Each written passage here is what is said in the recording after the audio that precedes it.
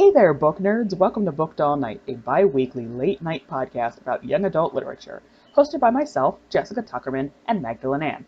Our fair warnings include our language, spoilers, and our rude-ass pets. Download the Podbean app today and become a patron of Booked All Night for as low as $1 to get access to extra content, including extended interviews and uncut episodes. And make sure to visit bookedallnight.blog for more book reviews, TBRs, and quotes from your favorite book. On tonight's episode, we're discussing Bruja Born by Zoraida Cordova, which publishes June 5th, I believe. I think so. Yes. So let's get started.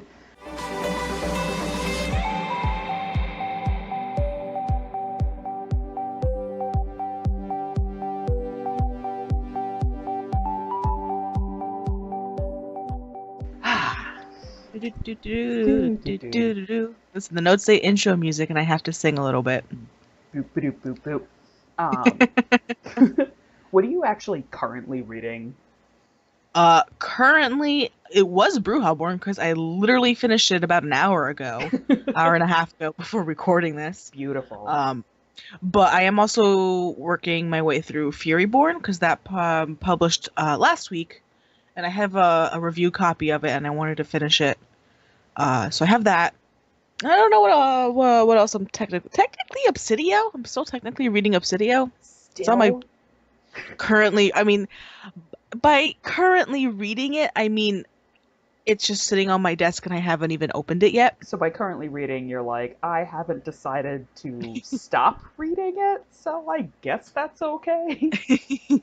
I haven't technically taken it off of my currently reading shelf on Goodreads, so. Oh my god. What are you currently reading? Well, I'm currently working my way through 3 books.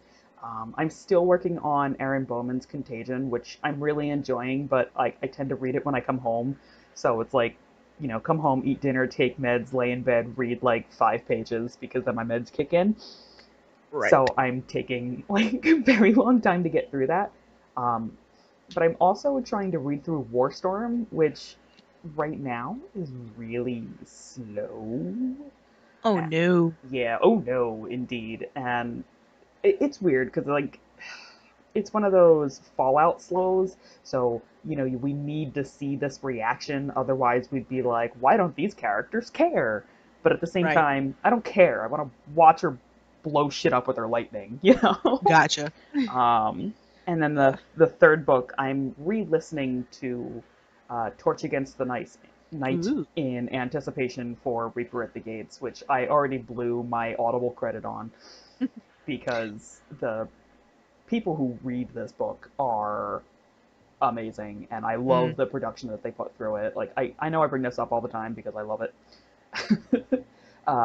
There's a part in Torch Against the Night which I have to prepare myself for so that I'm not driving in the middle of the night when this comes up. But there's a part where, like, I think it's an Ifrit. It's either an Ifrit or it's Cook, and I don't remember. I think it's the Cook. It's Cook, yeah. Yeah, Cook comes up and she's talking to Helene, but she's like, "Hello, little singer." And then when you're driving and you're the only one in the car and it's like pitch black outside and this is the voice in your head, you're like, but I mean, like, good audiobooks do that, so that's fine. When is Reaper at the Gates coming out? Do we know? Yeah. It's like July. I think that's July. No, it comes out June. It comes out in June. Oh yeah, late June, I think. Yeah. It's probably a Tuesday. Yeah, I still can't believe that. So I keep putting stuff into my my calendar just to see when books are coming out. And you're right, like, they're all on Tuesdays. Yeah. Yeah, I noticed that when I was filling in my bullet journal for the year. Way back when I was doing my year at a glance, I was doing all of the book releases because I wanted to keep track of them, and just every single one was a Tuesday except for like one of them, and I'm pretty sure that one was one of the indie published ones that I got. My God. But like I solemnly believe that there is some kind of publishing conspiracy to publish books on Tuesdays. Like, I wonder if some study was published for them and they were like, books do better when they're on Tuesdays. Because literally every single one of them is a Tuesday. And also, Reaper at the Gates publishes June 12th. June 12th. Oh, that's soon. Yeah, it's soon. I remembered it was not late June. I'm like, but I forget the date. Mm-hmm. So it's June 12th. Gotcha. And I'm very excited for it. Mm-hmm, me Oh too. my god. Do you have like, I mean, obviously we're both planning on reading Reaper at the Gates, but do you have anything coming up on your TBR that you're excited for? Warstorm, that's definitely something that I want to read. I want to finish Fury Born. Fair warning, it's slow. I know. Let's see. Let me turn around to look at my shelf. You're like, I Um, might read one of these books. I don't know. They're there. I have so many here, and some of them are things that I've got from like book subscription boxes, and some that I just buy because I have zero uh motivation to stop myself when I enter into A a bookstore. So bookstore? like if I go into a bookstore, I'm like, oh, I can't leave without a book. Oh, I do want to do Forest of a Thousand Lanterns. I've heard that was amazing. I heard that I was really good, yeah. I also picked up The Smoke Thieves by Sally Green a couple weeks ago, and I want to do that one. The Smoke Sh Thieves. Smoke Thieves. Yep, Sally Green wrote Half Bad, the Half Bad trilogy, which is amazing, and I loved it so much. And the audiobook is also really great. Um, but I think she's got a more high fantasy heist type novel, which is what I think Smoke Thieves is. Hmm. Um, let's see. I think that's about it. Yeah, Smoke Thieves, Warstorm, Forest of a Thousand Lanterns by Julie C. Dow. Hmm. Should probably do Dreadful Tale of Prosper Writing at some point because that's still on my shelf. Oh my What god. about you? Yeah, you need to read Dreadful Tale of I Prosper know. Redding. I'm really just clearing what I can so that I can focus on Warstorm and Reaper at the Gates because they are conclusions Yeah. to book like series that I've been really excited for. Is Uh, Reaper at the Gates the final book? I believe so. Is it a trilogy now? I don't know. Let me Google that. But yeah, now I don't know, you pain in the ass. Oh no, it's the Ember Quartet. It's number 3. Ooh. Oh. But that's exciting because I thought it was a trilogy and I thought it was over. Yeah, So because I know Susan Dennard's Witchlander series is not a trilogy, and everyone keeps saying it's a trilogy, but she keeps saying like, no, there's no like, um, I don't. No, it's a bigger series. There's going to be more books, so I I wasn't sure if that was that or this one. all right. I was having this conversation with another friend, and we were talking about trilogies and longer series. Like Harry Potter had 7 books. The the series that this friend was reading was the Outlander series, and there's like a lot of books. Like she's at least 8 or 9 books deep into this thing, and all I can think about when I think about long form series like that is like the House of Night novels, where Mm. by the fourth one I was like, ugh. And I see a lot of YA doing that. So like Hmm. I'm reading Warstorm and I'm trying to be like open minded, but at the same time I'm like, I swear to God, if this final book is just a piece of garbage. Hmm. Well, because I remember Victoria Aveyard saying somewhere on her Twitter or her Instagram at some point, or in some interview she was doing, that initially Red Queen was only supposed to be a trilogy, Mhm. and then when she was writing not Glass Sword, the King's third Cage. one, King's Cage, when she was writing King's Cage, she was like, nope, this is a longer story, and she didn't want to put out like 1,000-page book. I So mean, she split it up into two. yeah, and see, like, I don't know how I feel about that because on one Hmm. hand, like, there's definitely a huge book nerd in me that's like, yeah, more books, and I get to stay in this world for longer. But I also kind of feel like the story starts to peter out, and I start to get tired of it, and it starts to feel a lot like Pretty Little Liars, right? Where they're like, we caught A, psych, A is somebody else, Hmm. and it just kind of feels that way. And at the end of King's Cage, we're kind of like, oh, Maven is defeated, sort of, and he goes off. Right. And then we have a new problem with Evangeline and her family kind of coming up and being like, oh, we're going to be royals over here, and that'll be fine. Hmm. And I just don't want to see that happen, especially in. Oh, well, my Outlook settings are out of date, everybody, just so everyone can have that. That's fine. Um, but I think I enjoy shorter series, like the Shadow Weaver for Marcy Kate Conley. That's a duology. I'm slowly getting to prefer one-shot novels because I'm like, there, I have lived this story and I'm done. Right. But at the same time, I know that once I've binged on these, I'm gonna be like, I want more. Why aren't people writing Right. more? Because I'm just, unsatisfiable when it comes to this. And where do you stand on it? I I think it depends greatly like on the author's ability Hmm. because like the House of Night novels, like you finish book 3 or 4 wherever that first arc stops, and then Yeah. suddenly, there's zombie vampire witches and whatever else is going on over there, and you just kind of like lose the thread and it kind of jumps the shark a little bit. So like those sort of series I'm a little wary of. Hmm. But like I I believe in what's good for the story. So like I don't like I hate when books are turned into longer series for marketing reasons, like Yeah. the way that they turn one book into 2 movies. I hate And, that so look where much. that landed with Divergent. Ooh. Um, but like Well, Divergent had other issues where they were like, we're yeah, gonna literally make this anything we want to because we bought the rights, so screw you.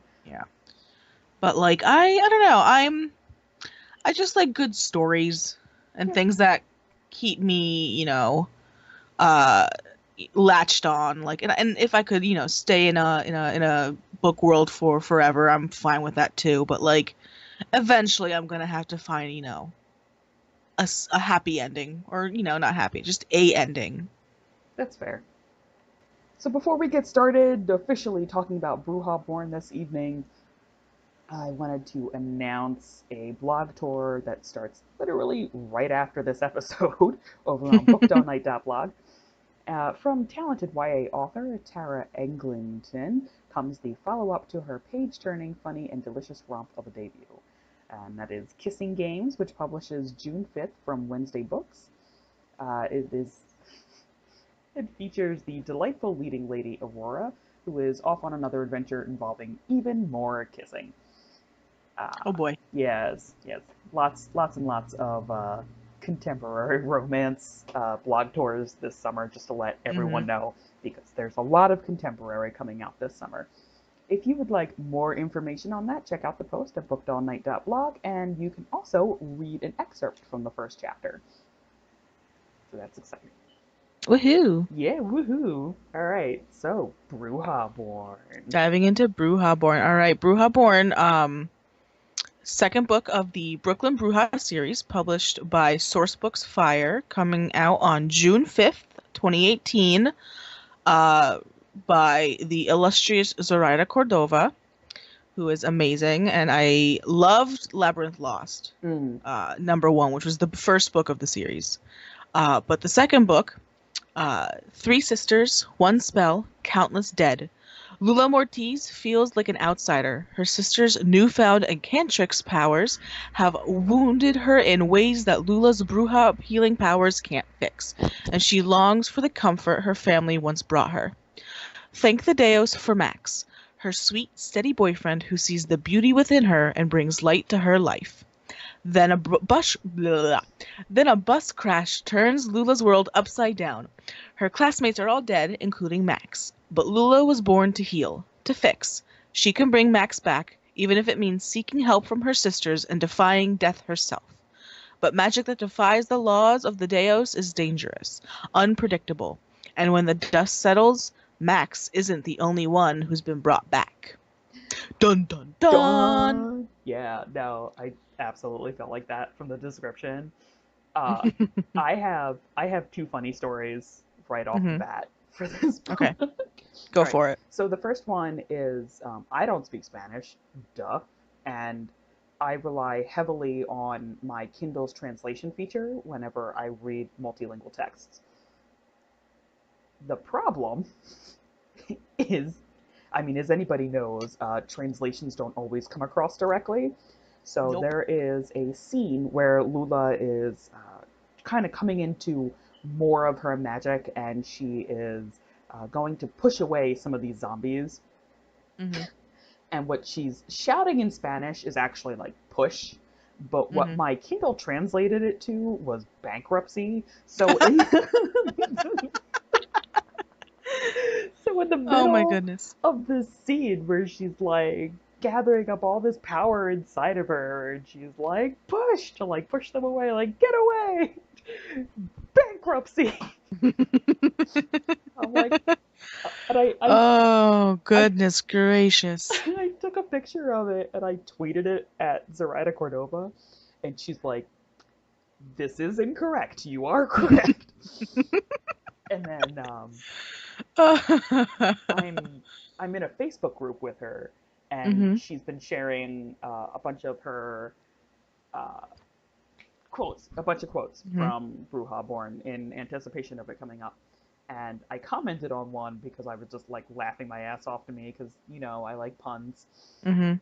And it was one of the quotes from Max where it's like, "Oh, I love you and I'll always love you," kind of thing. And I was like, "Yeah, Lula, eat your heart out." And then I kept laughing and laughing and laughing. Like Oh no. like hashtag sorry not sorry. she's like Oh. she's like, "This is beautiful." Oh my God. So for So those of you, spoilers yeah. for the listeners at home. Uh, the joke there is that when Lula brings Max and the other kids in the bus crash back to life, they become quasi muertos, which means almost dead. And in order for them to not be psychopath zombie killers, they have to eat the hearts of humans in order to be satiated, but they are never satiated. And part of the conflict there is that Lula, if her heart gets eaten, one, she dies, and two, they all become unstoppable monsters and overtake Brooklyn, and eat your heart out, Lula.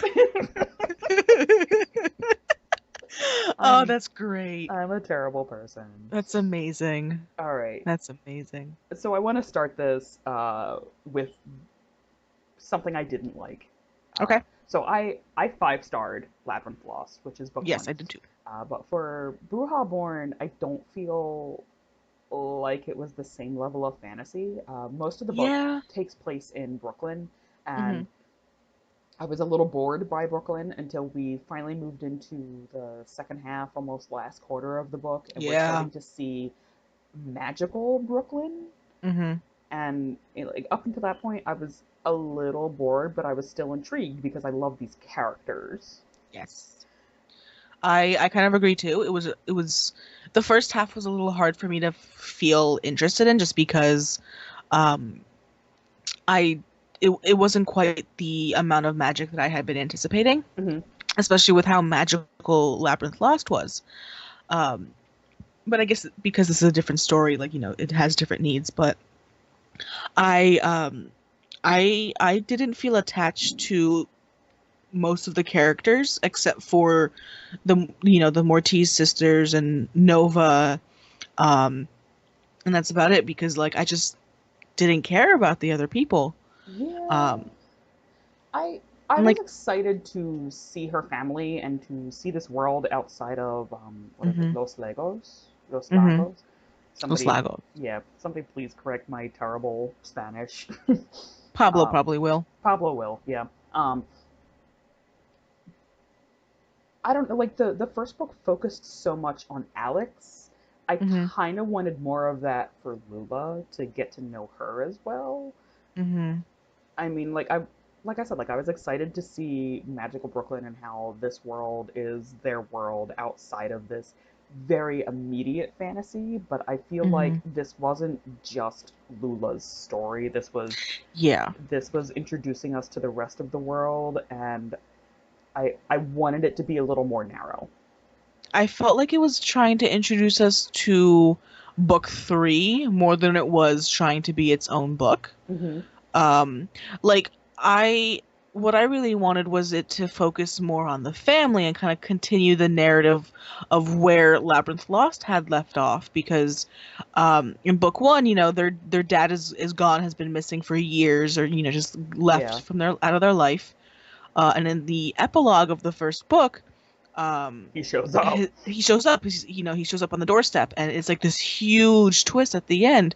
And I really wanted this to kind of pick up right there, but like it picks up a couple months later, and what happened to Dad doesn't really get brought up again until later. Like there's sprinklings throughout the story of like oh, he doesn't remember, he was in some different realm. Like there's this weird connection between him and Nova, and like all that, and we don't really see any sort of repercussion of Dad just came back after years being gone, and trying to deal with him emerging back into the family, and trying to figure out what happened to Dad.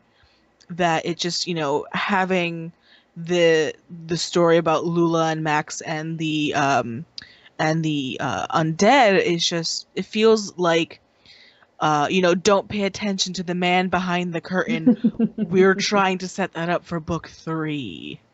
Like it just, I don't know. Well, there's that, and then I mean, like, these are all interesting points, but I feel like I don't want to know immediately what happened to Dad, so I kind of like disagree with you there. Well, yeah, well, I don't mean like I want to know every answer immediately. I wanted to know like that moment where Dad tries to reintroduce himself into the family, and like seeing how different everything is, and like trying to become a cohesive family unit again, because throughout the book, Dad and Mom are a team at most points, and the family's a team at this point. I'm like, it's been months, and like I know it's been months, and we kind of skipped over, all that time to get us to the story, but like I was really interested in seeing like them trying to figure out what happened, not necessarily us learning immediately what happened to him. I feel like this is part of too many threads of information being present in this book, because this should have been only Lula's story, in the sense that Labyrinth Lost was only Alex's story, right? In Labyrinth Lost, for those who haven't read, Alex decides that she doesn't want to be a witch, and she alters a spell on what is essentially like her witchy quinceanera, and erases her entire family from existence. Oops. And then she goes through a fantasy world trying to get them back, and it's just her and Nova. And those are... And Rishi. And Rishi, yeah. But, like, our focal points are Alex and Nova. Yeah. And in this one, I feel like, we wonder how Dad came back into it, which, honestly, up front, I don't really care. Like, Dad really wasn't too big of a player up front, and it was only later on that I was starting to be like, all right, like, where the hell did you come from? Lula has this big character arc in the beginning, because she's all cut up from the events of the first book, and her sisters heal her every single morning. And I feel like that falls off. Like, See, because every single morning her sisters glamour her to hide her scars, and like try to make her like erase what had happened, and like look like none of that had ever happened at all.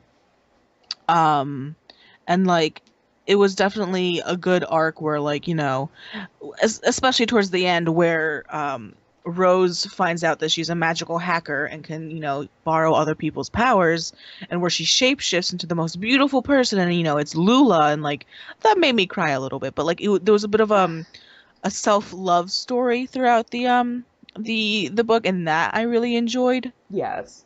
But like that still felt buried underneath everything. There were so many threads, I think, trying to keep the story both standing on its own and connecting it to book 1 and potential sequels. Yeah, but like, to get off of just kind of trashing this book,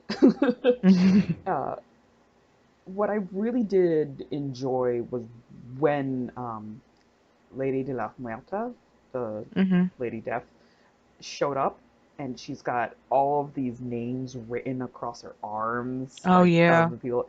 I'm like, oh, that's like right proper scary. And then Lula does her thing at the hospital, right? She just kind of rips these people from that grasp. But I feel like, like that's a moment akin to Alex being like, "Whoops, my family's gone."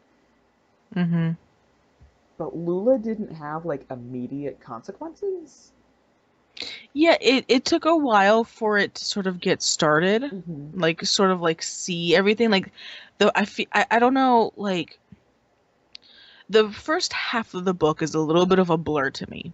And I think I was anticipating like I don't know, I don't know what I was anticipating, but like the first half of the book I wasn't able to get into it and like um I lost my train of thought. First half of the book was slow for you, so slow that you're like, Yeah. where was First I? half of the book was slow, but like I no, I can't remember what the frick I was talking about. What the fuck was I talking about, Jessica? I don't fucking know, Maggie. Oh my God. I mean, I'm Uh, a good listener, and I know exactly what you you were were talking exactly you about. were listening to me? Oh Yes. my God. No, you were like just getting to the point. We were talking about Lady de las Muerta and hmm, Right. So I didn't like so the first half of the book was slow to me.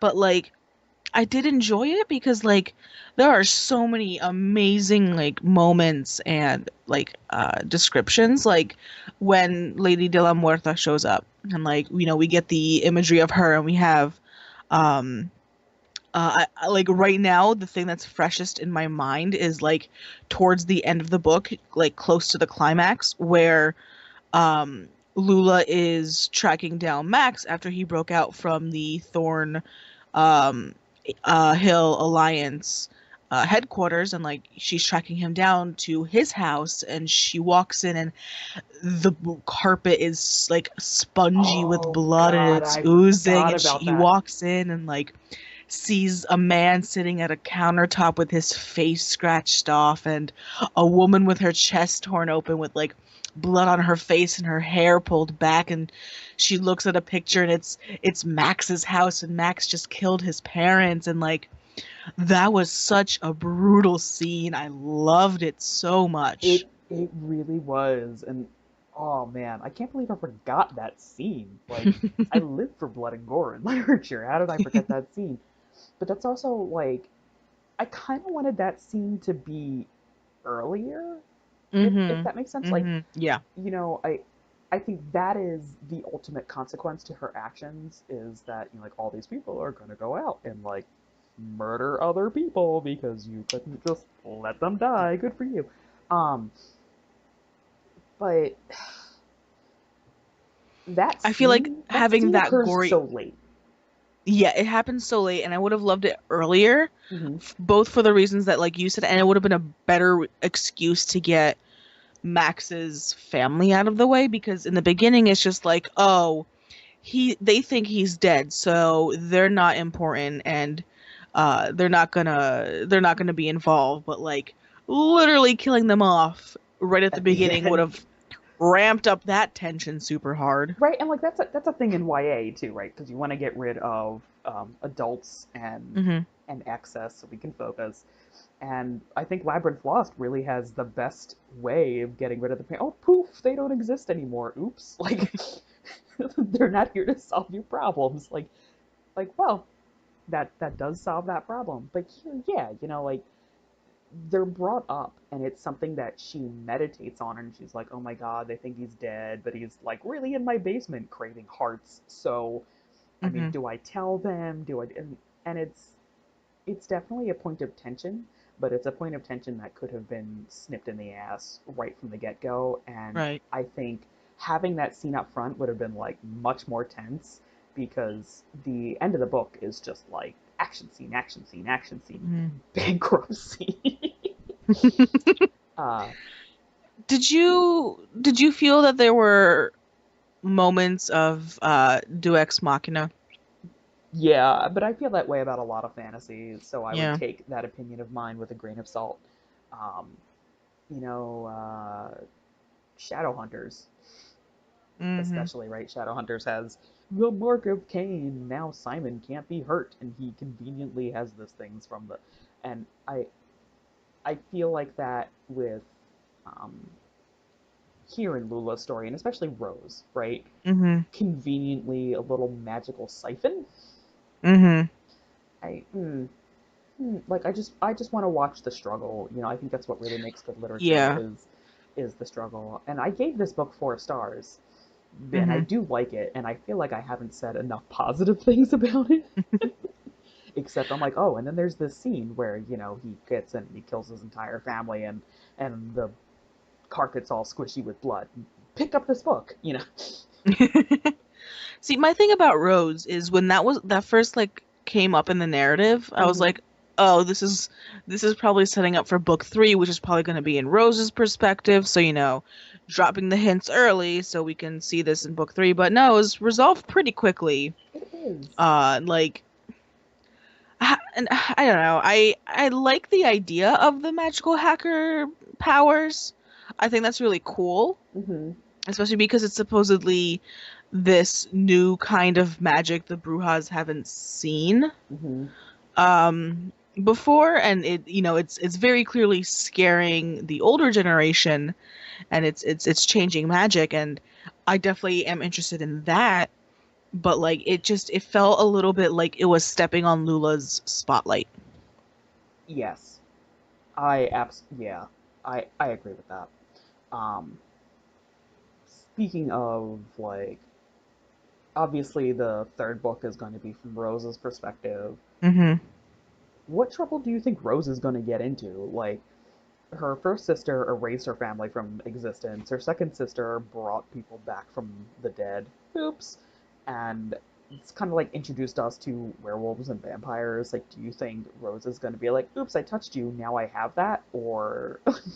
I don't know, because it was sort of specified in the book that she can only copy actual magic, not like werewolfism. Like she can't do lycanthropy or vampire powers, whatever those are. Like Mhm. she can do like actual magic, like shape-shifting magic or whatever she did.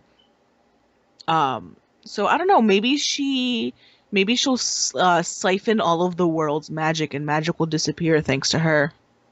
I feel like that's a logical next step. Mm. Erase your family, burn the city, kill magic. Eat hearts. Bankruptcy. Yeah, I Oh mean, goodness. I yeah. Go ahead. No, you go ahead. I don't know. I lost my train of thought again.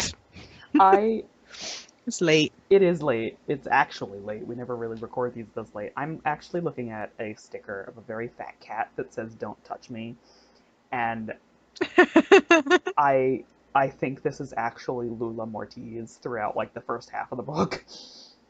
Mhm. Uh, Mhm. and on one hand, like it's totally understandable. Like she went through a lot in the first book um, that we didn't get to see. We just kind of like come in at the tail end of, and we're like, oh my god, you suffered this entire time while we were shipping these other two characters together. And so on one hand, it's like that's totally understandable. You Mhm. you went through some shit. On the other Yeah. hand, I think it goes on too long. Mhm. Uh, like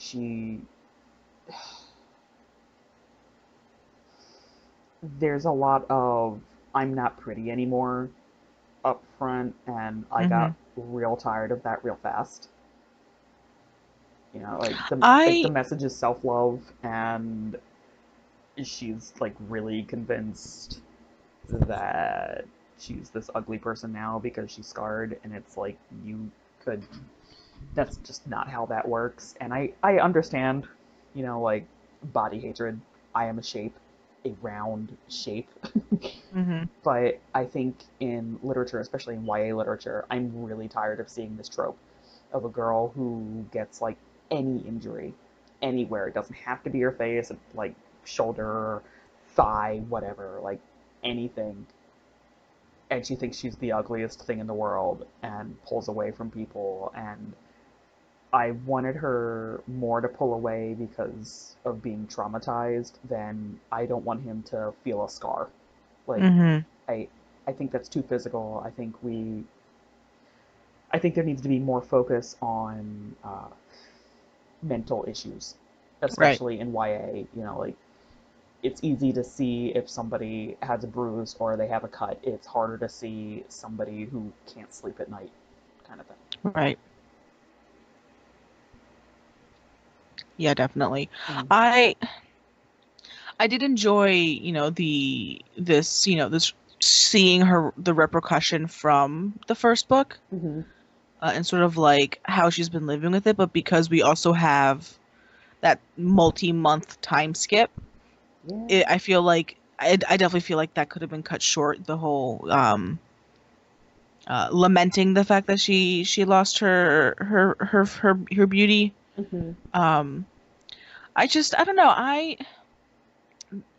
I felt really weird the entire time when it came to any time it was obviously supposed to be a shippy moment between Lula and either Max or Rhett, because Rhett shows up towards the end of the book to become a love interest. And Yeah. like the entire I mean, I knew Max was a douche the entire time, because like he was a douche from the start, book, chapter 1.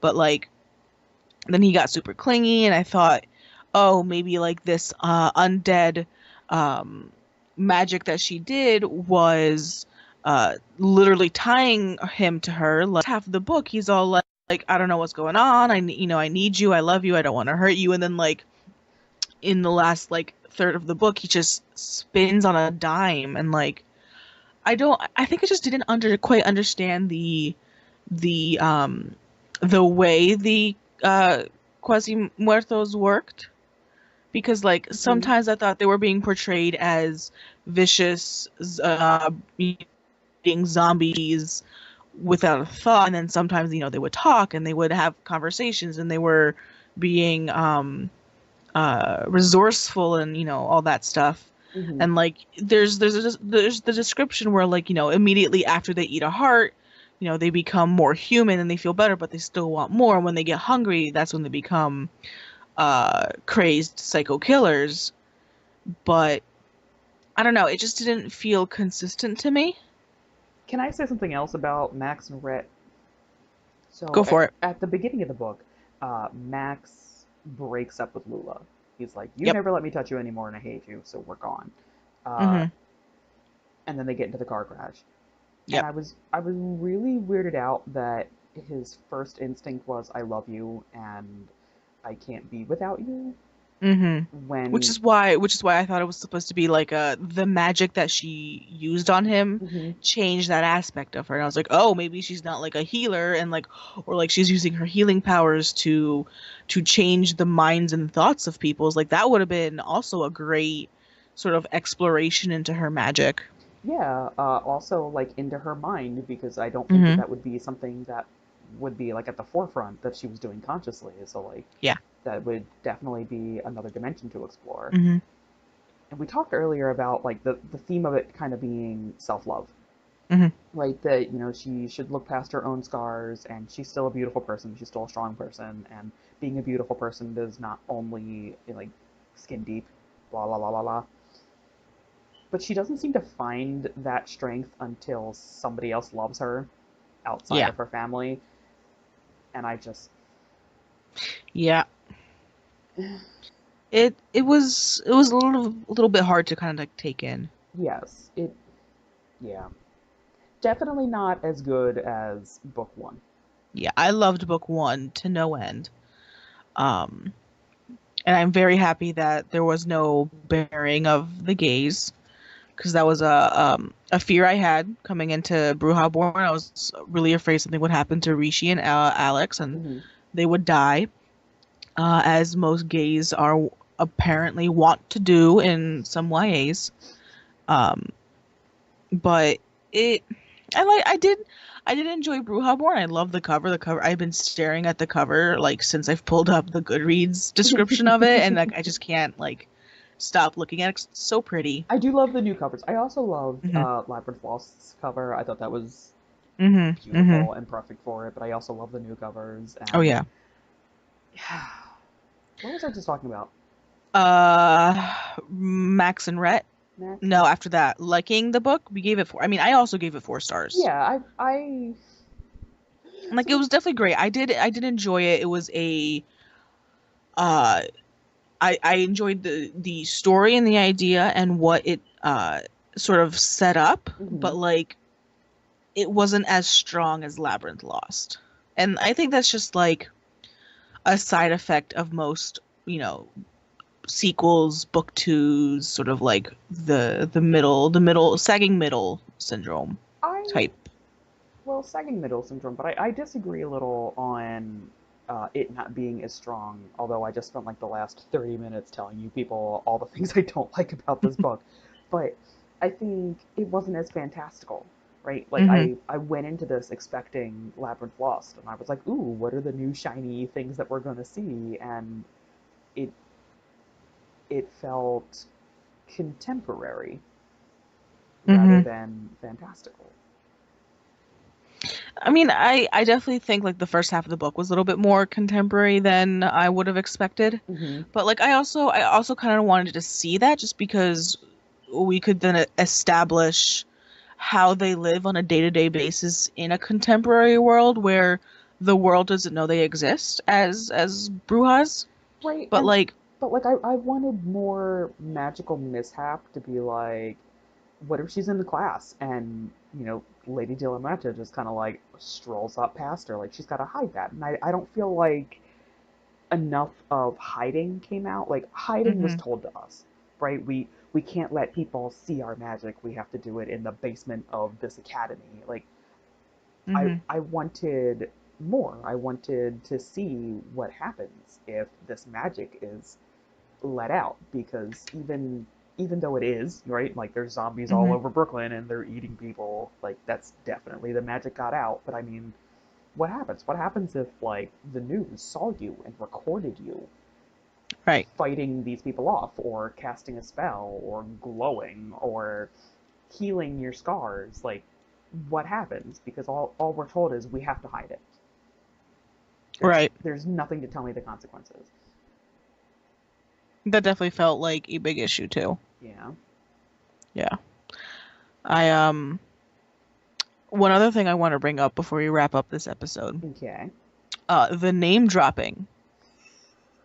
The fact that the reporter that was referenced throughout most the story, because there's a for the reader listener at home, there is a reporter who reports on the undead and or the dead and the car accident and everything that's been going on. It's like just like their news anchor, and the news anchor is named Adam Silvera. Um, and it just one, I love name drops. I think that's great, but like, oh, that definitely threw me for a loop.